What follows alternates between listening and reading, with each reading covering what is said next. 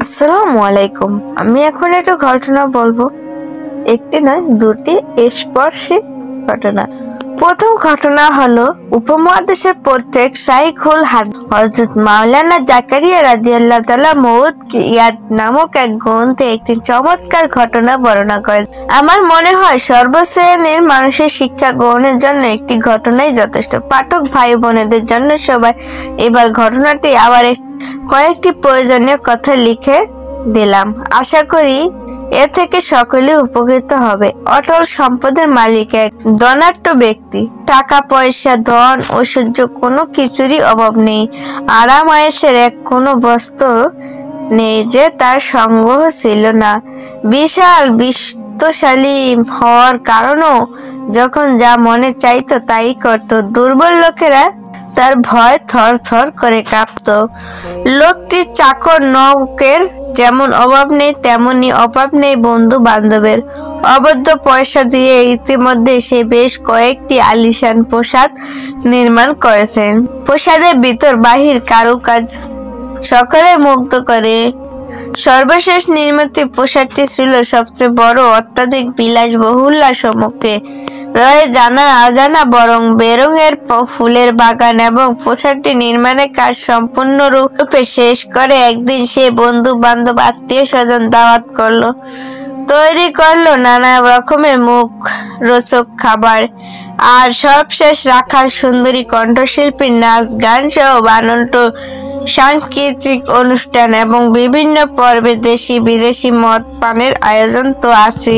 নির্ধারিত সময় খাওয়া দাওয়া শুরু হলো। বিলাসী ধনুকবের স্বর্ণ নির্মিত সিংহাসনে উপবিষ্ট মনে তার অসীম আত্মতৃপ্তি, অহংকার সীমাহীন। উঁচু সিংহাসনে বসে সবকিছু দেখাশোনা করছে। এক সময় খাওয়া দাওয়ার পালা শেষ হলো। সিংহাসনে বসে আরাম প্রিয় লোকটি একবার এদিক আরেকবার ওদিক তাকায় এবং চোখের ইশারায় চাকর নৌকরার নিজ নিজ দায়িত্ব সুষ্ঠুভাবে অঞ্জাম দিয়ে যাচ্ছে। কেউ তাকে বাতাস করছে, কেউ মেহমানদের খেদমত করছে, আবার কেউ তার হাতে পা দাবিয়ে দিচ্ছে। এক কথায় তার ইঙ্গিত আর আঙ্গুলে হেলনে উঠে বসা বলে শত শত আদম সন্তান এবং চমকপ্রদ দৃশ্য দেখে বিলাসী লোকটির হৃদয় আনন্দে উপলব্ধ হয়। তার সমস্ত অন্তর জুড়ে বইতে থাকে খুশির বন্যা। গর্বে ফুলে ওঠে বুকের পাটা। ভাবে সে জীবনে যত সম্পদ উপার্জন করছে দীর্ঘকাল যাবৎ আমি কোনো ভাবনার প্রয়োজন হবে না। ওহ, আমার মতো স্পর্শালী কজন আছে।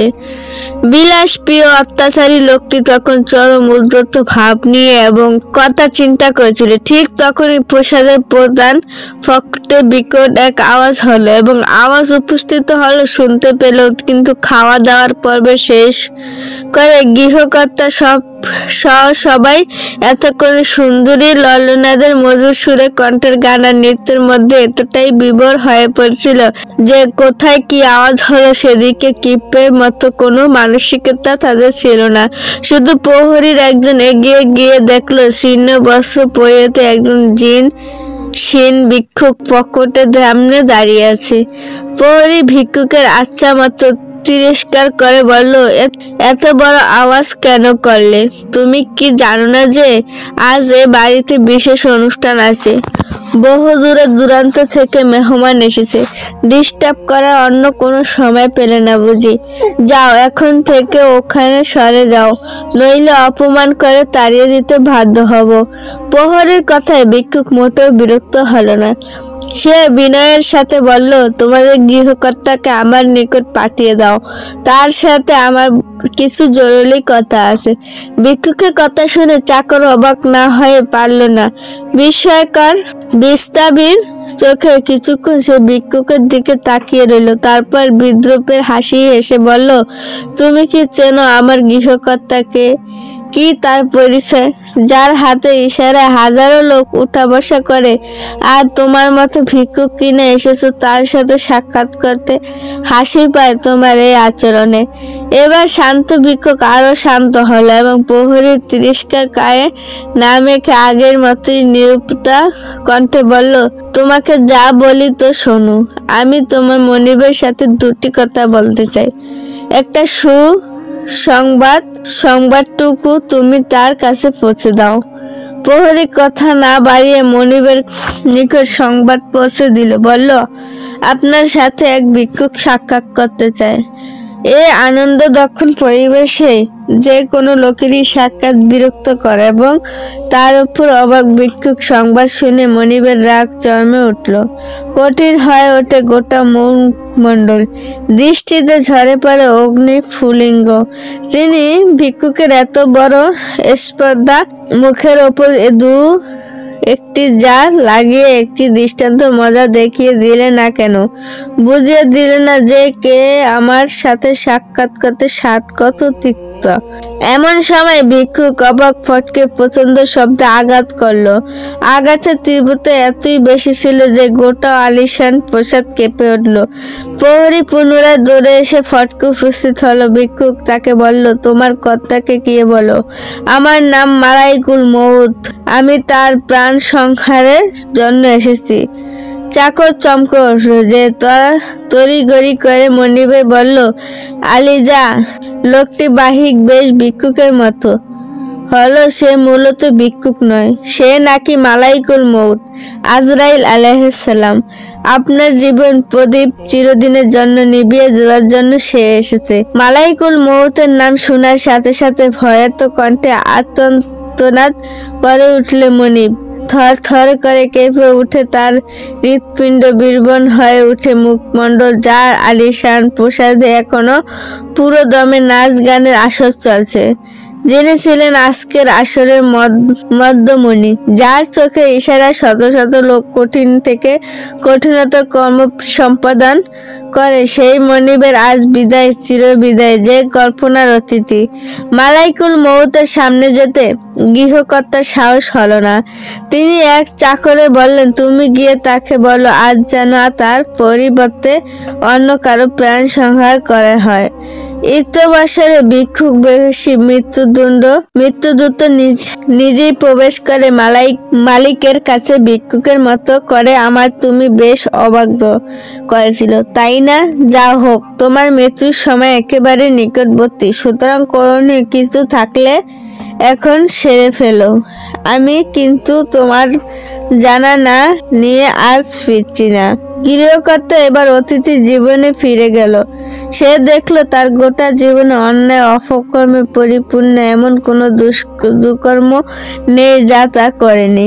কোনোদিন সে একক নামাজ পড়েনি, একটি রোজা রাখেনি, হজ করার সামর্থ্য থাকা সত্ত্বেও হজ করেনি, আর জাকাত দেওয়া দূরের কথা, এবং প্রয়োজনে সে অনুভব করেনি। তার লাভ লিপ্রা অনেক মানুষের জীবনে ভবিষ্যৎ করে তুলছে।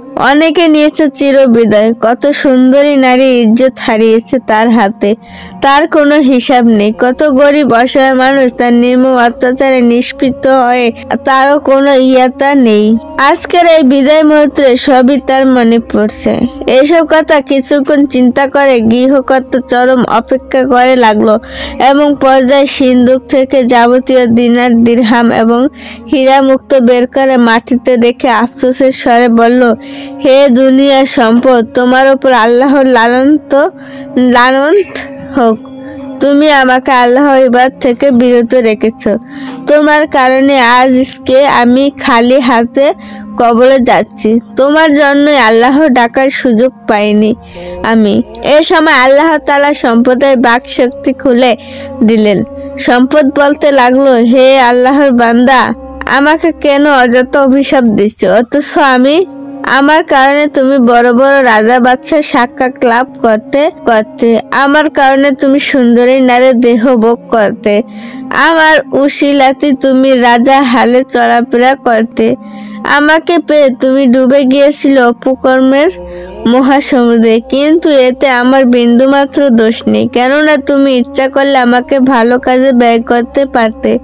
হে আল্লাহর দুশমন, তুমি কে দেখনি তোমার এলাকার বহু লোক আমার মাধ্যমে আল্লাহ তাআলার নিকট অর্জন করছে, সর্বসক্ষম হয়েছে, তারা আমাকে তোমার মতো অন্যায় পথে খরচ করেনি, খরচ করেছে ভালো পথে। তারা আমার দ্বারা অসহায় লোকদের দুঃখ দুর্দশা লাঘব করেছে। মোট মসজিদ মাদ্রাসা প্রতিষ্ঠা করছে, এতিম বিধবার সাহায্য করছে, জনকল্যাণের কাজ করছে, কেউ পানির জন্য কূপ খনন করছে, কেউ চলাচলের জন্য রাস্তা তৈরি করছে। মোটা কথা, তারা আমাদের অন্যায় যে অবৈধ পথে খরচ না করে সংপথে ব্যয় করছে। ফলে শুধু জনগণের নিকটই নয়, মহান আল্লাহর দরবারে তারা মহান সম্মানের অধিকারী হয়েছে। আর তুমি তুমি তুমি তো তোমাকে জেনা, ব্যভিচার, মদ, জুয়া, অট্টালিকা নির্মাণ, নারী দেহ ভোগের পিছনে খরচ করছো, অথচ তখন আমার বাধা দেওয়ার কোনো শক্তি ছিল না। মনে রেখো, তুমি যদি আমাকে আল্লাহ রাসূলের নির্দেশিত পথে ব্যয় করতে, তবে কনিষ্ঠকালে আমি তোমার অবস্থা এমন হতে না। সুতরাং আবারও বলছি, আমাকে দোষ দিও না, আমার অন্যায় ইচ্ছার জন্য তুমি দায়ী। সম্পদ তার বক্তব্য শেষ করল। হযরত আজরাইল আলাইহিস সালাম ৮২ দন কুবের আর ভাবার সুযোগ দিল না, সঙ্গে সঙ্গে তার জান কবজ করে নিয়ে গেলেন। দ্বিতীয় ঘটনা, হযরত ইজাইদ বকাচি রাদিয়াল্লাহু তাআলা বললেন, বনি ইসরাইল এক অত্যাচারী নিজের ঘরে স্ত্রীর সাথে আমাদের ভূমাদ্য লিপ্ত হয়েছিল। এমন সময় সে আর অপরিচিত লোকে প্রবেশ করলো। অত্যাচারী লোকটি দুধ সরে বলল, হে, কে তুমি? কার অনুমতি নিয়ে এখানে প্রবেশ করছো? তোমার তো দেখছি অনেক সাহস। উত্তরে সে বলল, এই ঘরে যিনি প্রকৃত মালিক তিনি আমাকে এখানে আসার অনুমতি দিয়েছেন। কি বললে তুমি? হ্যাঁ, আমি যা বলছি ঠিকই বলছি। এই ঘরের প্রকৃত মালিক আমার এখানে পাঠিয়েছে। বুঝে শুনে কথা বলো। এই ঘরের মালিক তো আমি। তুমি মালিক বটে, তবে তোমার প্রকৃত মালিক তুমি নয়। প্রকৃত মালিক তো মহান আল্লাহ। আর শোনা, শুধু তুমি নও, অহংকারী দাস্তিক রাজা বাদশার দরবারে যেতে আমার কোনো অনুমতি প্রয়োজন হয় না। আমি হলাম ওই ব্যক্তি, পৃথিবীতে কোনো নিয়ন্ত্রণা ব্যবস্থা যার প্রতিরোধ করতে পারবে না। অনন্তগত কথাবার্তা শুনে গৃহকর্তা ভয় পেয়ে গেল। সে কাঁপতে কাঁপতে মাটিতে পড়ে অসহায় ভাবে বলল, তবে তুমি কি মালাইকুল মউত? হ্যাঁ, আমি মৃত্যুদূত। মালাইকুল মউত, তুমি আমাকে ঠিকই চিনতে পেরেছো। আমার হাত থেকে দুর্দর্শ পোতা শলি কোনো স্মার্ট মহারাজা বাঁচতে পারে না। তুমি বাঁচতে পারবে না। আমার উপর একটু দয়া করো, একটু সময় দাও। আমি যেন বিষয় সম্পত্তির উপর একটি ওসিয়তনামা লিখে দিতে পারি। লোকটির কারণ কণ্ঠে কথাটি বলল, তোমার আর সুযোগ দেওয়া হবে না। তোমার সময় সুযোগ সব শেষ হয়ে গেছে। একথা শুনে গৃহকর্তার মুখ একেবারে ফ্যাকাশে হয়ে গেল। সে ভীত সংকেত কণ্ঠে বলল, আমাকে তাহলে কোথায় নিয়ে যাবে? উত্তরে মালাইকুল মউত বলল, তোমার নেক আমল তোমায় যেদিকে নিয়ে যায় সেদিকেই তোমাকে নিয়ে যাওয়া হবে। আখিরাতে বসবাসের জন্য তুমি কি যে ঘর নির্মাণ করেছো তাতে তোমার রাখা হবে। লোকটি এবার আরো বিচলিত হয়ে বলল, আমি জীবনে কোনো নেক আমল করিনি এবং আখিরাতের জন্য কোনো ঘর নির্মাণ করিনি।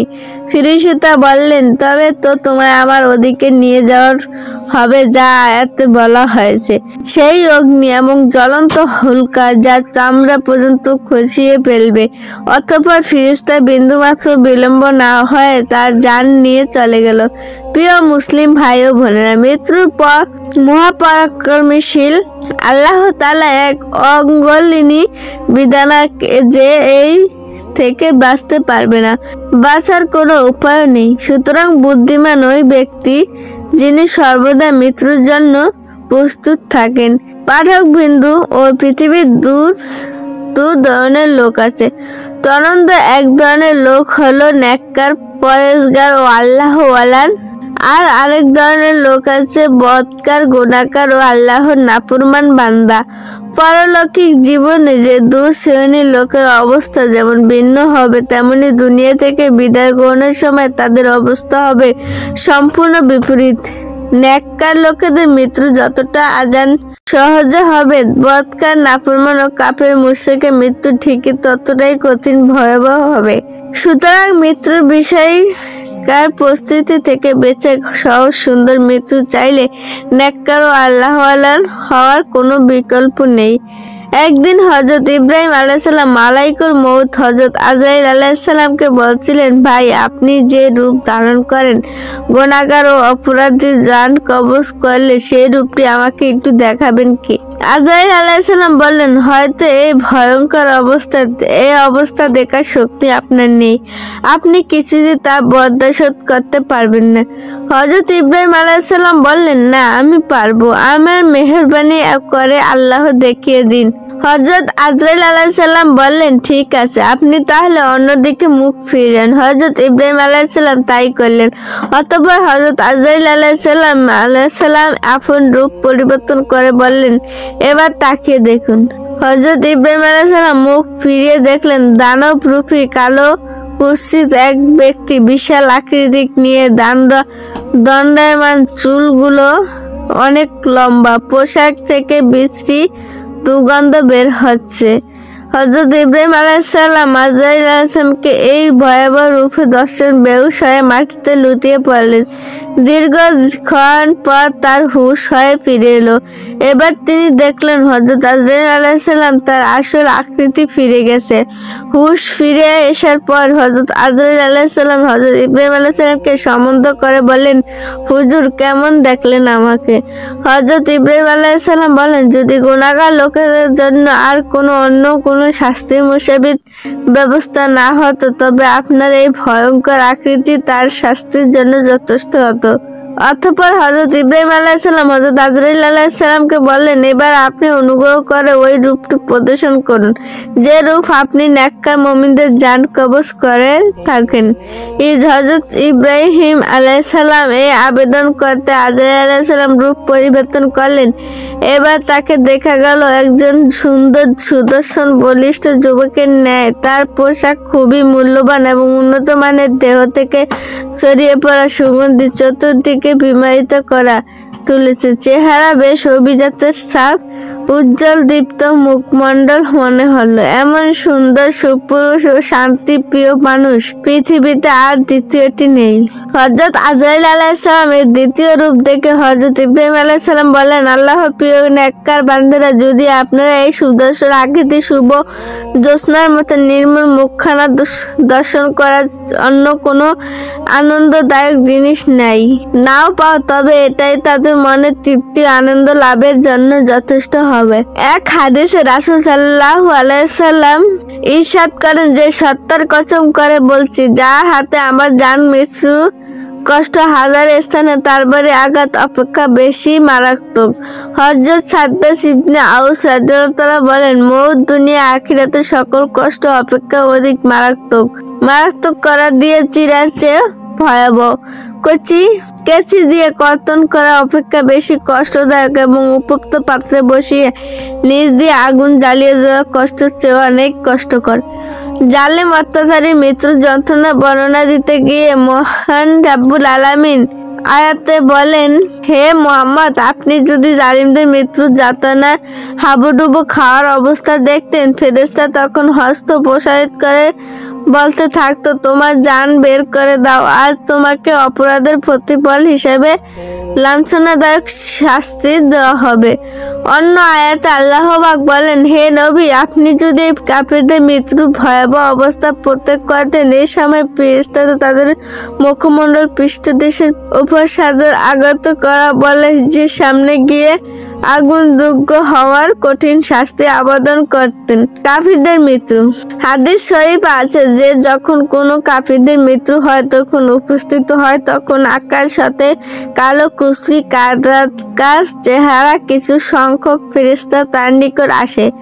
তাদের সাথে থেকে সালাসট ভয়ঙ্কর আকৃতির ফেরেশতাগুলো মুমূর্ষু ব্যক্তির শেষ সীমা পর্যন্ত স্থানে স্থানে বেরিয়ে বসে যায়। অতঃপর মৃত্যুদূত হযরত আজরাইল আলাইহিসসালাম লোকটির মাথার কাছে বসে তাচ্ছিল সাথে বলতে থাকেন, ওরে পাপচা দুরাত্মা, আল্লাহর অসন্তুষ্টির দিকে বেরিয়ে আয়।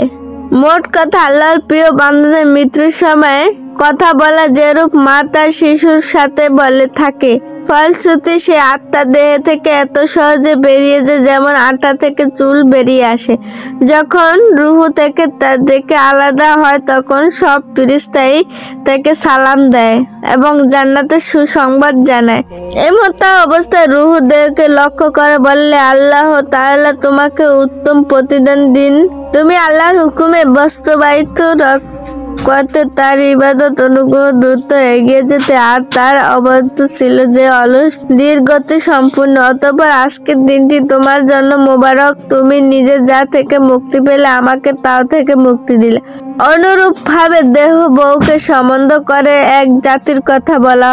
জমিনের যেসব অংশে যে ব্যক্তি বিচ্ছেদ প্রদর্শন করে, শুধু তাই নয় যে তার মৃত্যুতে আকাশে ওইসব দরজাও কাটতে থাকে, সেগুলো দিয়ে তার আমল আকাশে উত্থিত হয় এবং তার রিজিক অবতীর্ণ হয়।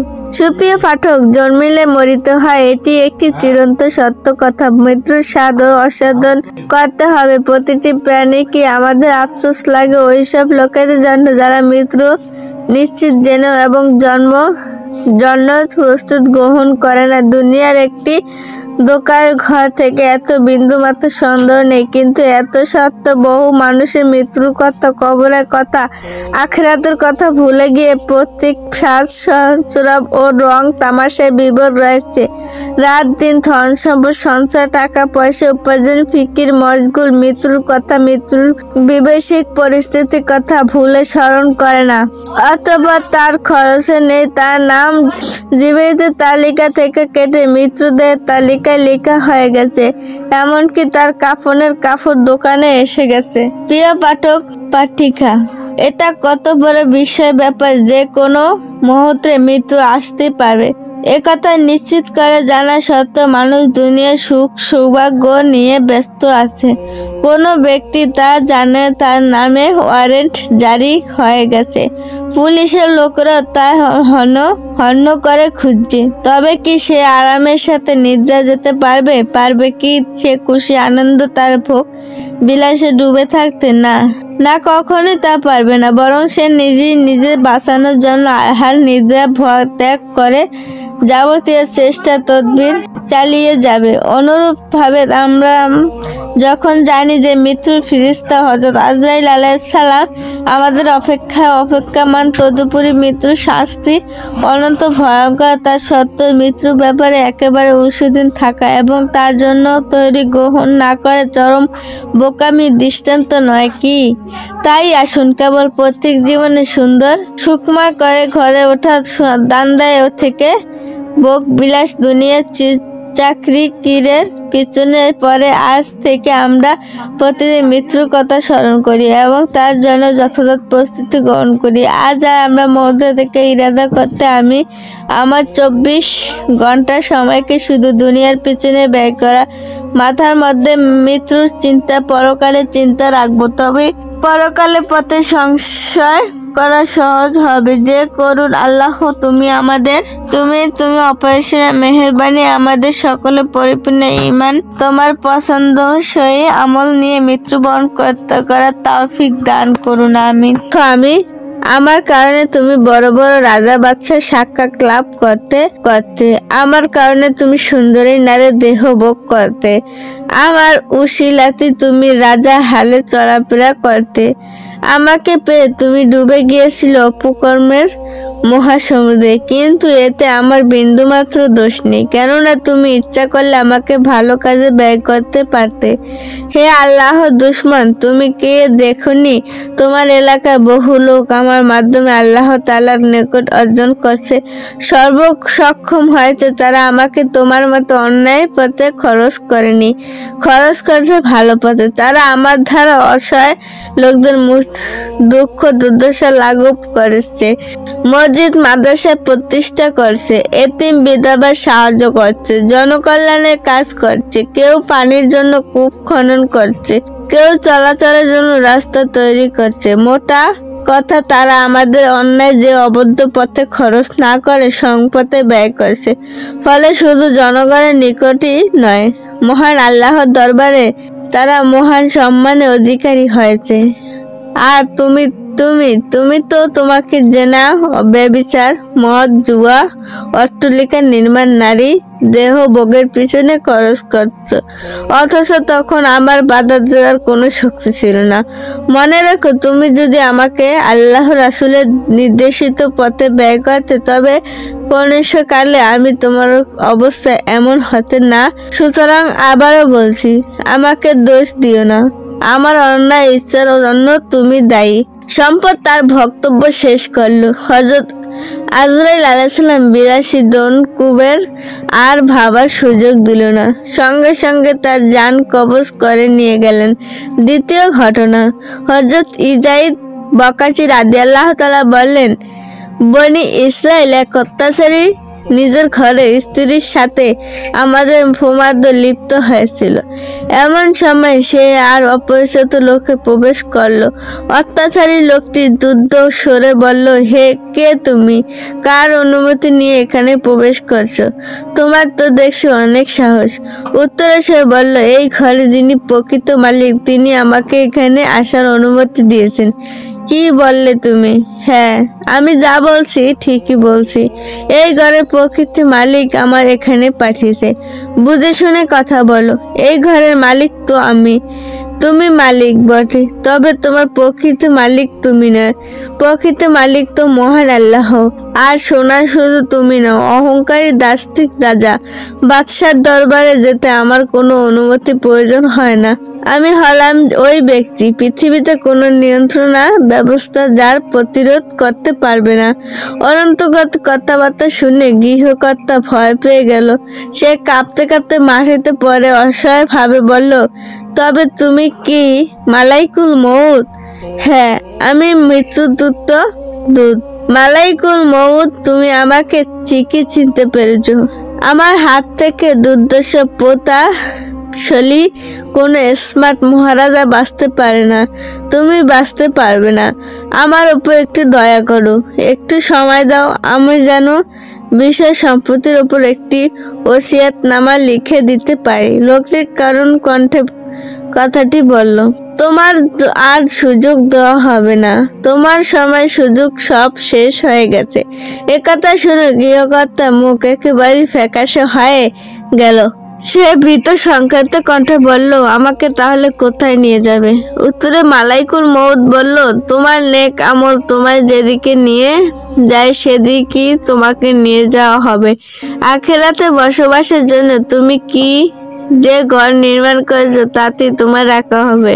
লোকটি এবার আরো বিচলিত হয়ে বলল, আমি জীবনে কোনো নেক আমল করিনি এবং আখিরাতের জন্য কোনো ঘর নির্মাণ করিনি।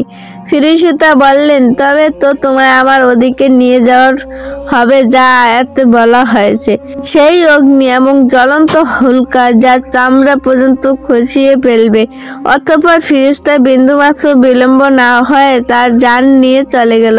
প্রিয় মুসলিম ভাই ও বোনেরা, মৃত্যুর পর মহাপরাক্রমশীল আল্লাহ তাআলা এক অঙ্গলিনী বিধানাকে যে এই থেকে বাঁচতে পারবে না, বাঁচার কোনো উপায় নেই। সুতরাং বুদ্ধিমান ওই ব্যক্তি যিনি সর্বদা মৃত্যুর জন্য প্রস্তুত থাকেন।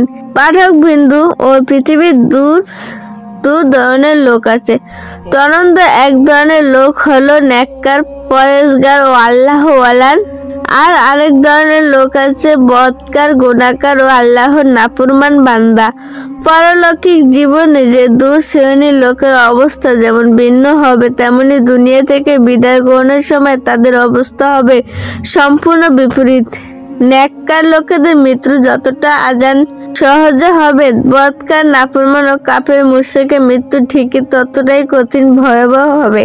সুতরাং মৃত্যুর বিষয় কার পরিস্থিতি থেকে বেঁচে সহজ সুন্দর মৃত্যু চাইলে নেককার ও আল্লাহওয়ালার হওয়ার কোনো বিকল্প নেই। একদিন হযরত ইব্রাহিম আলাইহিস সালাম মালাইকুল মউত হযরত আজরাইল আলাইহিস সালামকে বলছিলেন, ভাই, আপনি যে রূপ ধারণ করেন, গুনাহগার ও অপরাধীর জান কবজ করলে সেই রূপটি আমাকে একটু দেখাবেন কি? আজরাইল আলাইহিস সালাম বললেন, হয়তো এই ভয়ঙ্কর অবস্থা দেখার শক্তি আপনার নেই। আপনি কিছুতে তা বরদাশত করতে পারবেন না। হযরত ইব্রাহিম আলাইহিস সালাম বললেন, না, আমি পারবো। আমার মেহেরবানি করে আল্লাহ দেখিয়ে দিন। হযরত আজরাইল আলাইহিস সালাম বললেন, ঠিক আছে, আপনি তাহলে অন্যদিকে মুখ ফিরেন। হযরত ইব্রাহিম আলাইহিস সালাম তাই করলেন। অতঃপর হযরত আজরাইল আলাইহিস সালাম আপন রূপ পরিবর্তন করে বললেন, এবার তাকিয়ে দেখুন। হযরত ইব্রাহিম আলাইহিস সালাম মুখ ফিরিয়ে দেখলেন দানব রূপী কালো কুৎসিত এক ব্যক্তি, বিশাল আকৃতি নিয়ে দণ্ডায়মান, চুলগুলো অনেক লম্বা, পোশাক থেকে বিশ্রী দুর্গন্ধ বের হচ্ছে। হযরত ইব্রাহিম আলাইহিস সালাম আজরাইল আলাইহিস সালামকে এই ভয়াবহ রূপে দর্শন বেহুশ হয়ে মাটিতে লুটিয়ে পড়লেন। দীর্ঘক্ষণ পর তার হুঁশ হয়ে ফিরে এলো। এবার তিনি দেখলেন হযরত আজরাইল আলাইহিস সালাম তার আসল আকৃতি ফিরে গেছে। হুঁশ ফিরে আসার পর হযরত আজরাইল আলাইহিস সালাম হযরত ইব্রাহিম আলাইহিস সালামকে সম্বোধন করে বললেন, হুজুর, কেমন দেখলেন আমাকে? হযরত ইব্রাহিম আলাইহিস সালাম বলেন, যদি গুনাহগার লোকেদের জন্য আর অন্য কোনো শাস্তির মুসাবিত ব্যবস্থা না হতো তবে আপনার এই ভয়ঙ্কর আকৃতি তার শাস্তির জন্য যথেষ্ট হতো। অতঃপর হযরত ইব্রাহিম আলাইহিস সালাম হযরত আজরাইল আলাইহিস সালামকে বললেন, এবার আপনি অনুগ্রহ করে ওই রূপটি প্রদর্শন করুন যে রূপ আপনি নেককার মুমিনদের জান কবজ করে থাকেন। হযরত ইব্রাহিম আলাইহিস সালাম এই আবেদন করতে আজরাইল আলাইহিস সালাম রূপ পরিবর্তন করলেন।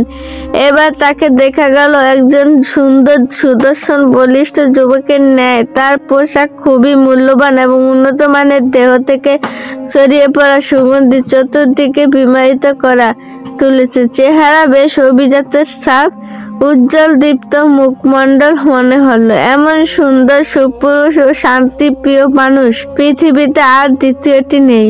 হযরত আজরাইল আলাইহিস সালামের দ্বিতীয় রূপ দেখে হযরত ইব্রাহিম আলাইহিস সালাম বললেন, আল্লাহর প্রিয় নেককার বান্দারা, যদি আপনারা এই সুদর্শন আকৃতি শুভ জ্যোৎস্নার মতো নির্মল মুখখানা দর্শন করার অন্য কোনো আনন্দদায়ক জিনিস নাও পাও, তবে এটাই তাদের মনের তৃপ্তি ও আনন্দ লাভের জন্য যথেষ্ট হবে।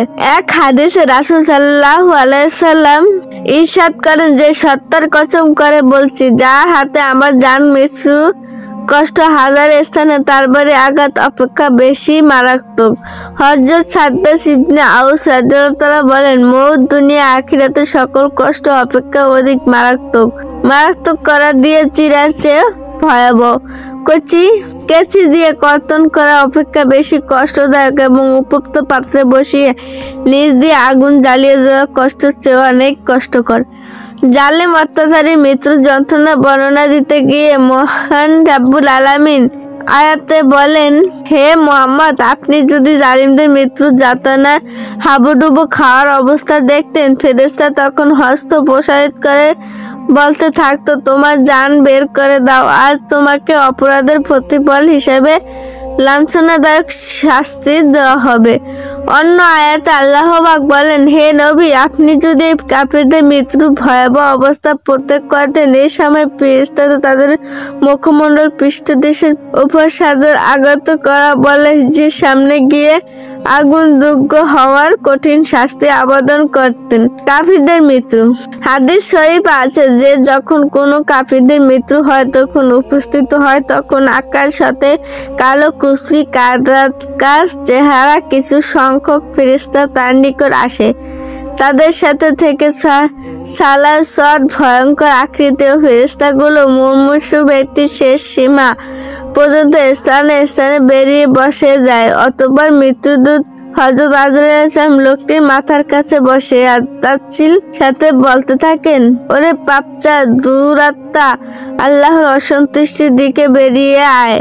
মোট কথা, আল্লাহর প্রিয় বান্দাদের মৃত্যুর সময় কথা বলা যেরূপ মা তার শিশুর সাথে বলে থাকে, ফলশ্রুতি সে আত্মা দেহ থেকে এত সহজে বেরিয়ে যায় যেমন আটা থেকে চুল বেরিয়ে আসে।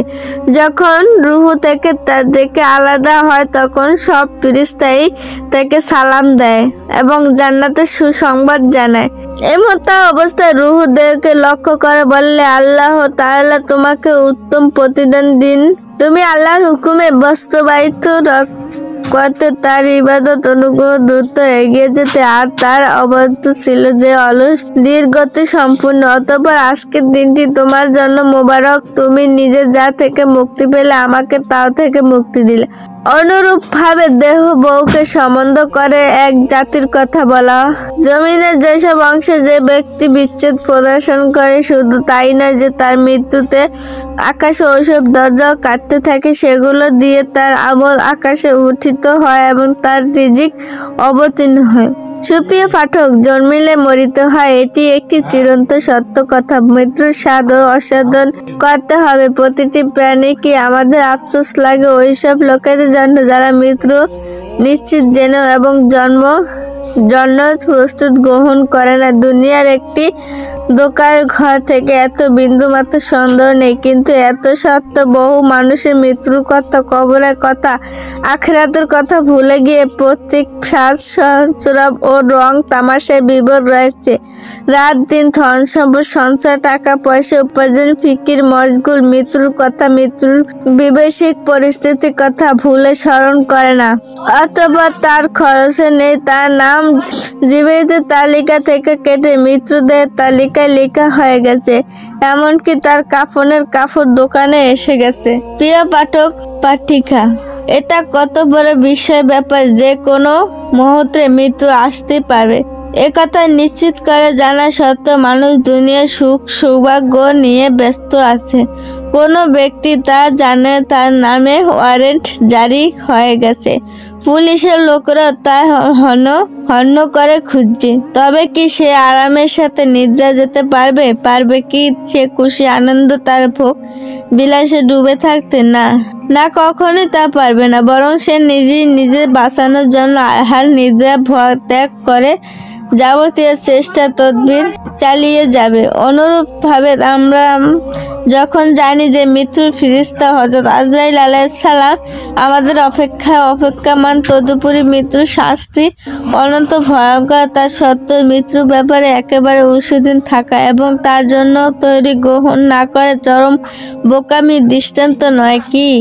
তাই আসুন কেবল প্রত্যেক জীবনে সুন্দর সুখময় করে ঘরে ওঠা দান্দায় থেকে ভোগ বিলাস দুনিয়ার চাকরি কিরের পিছনে পরে আজ থেকে আমরা প্রতিদিন মৃত্যুর কথা স্মরণ করি এবং তার জন্য যথাযথ প্রস্তুতি গ্রহণ করি। আজ আর আমরা মধ্য থেকে ইরাদা করতে আমি আমার 24 ঘন্টার সময়কে শুধু দুনিয়ার পিছনে ব্যয় করা, মাথার মধ্যে মৃত্যুর চিন্তা, পরকালের চিন্তা রাখবো। তবে পরকালে পথে সংশয় করা সহজ হবে। যে করুন আল্লাহ, তুমি অপারেশনের মেহেরবানি, আমাদের সকলে পরিপূর্ণ ঈমান, তোমার পছন্দসই আমল নিয়ে মৃত্যুবরণ করার তৌফিক দান করুন। আমিন।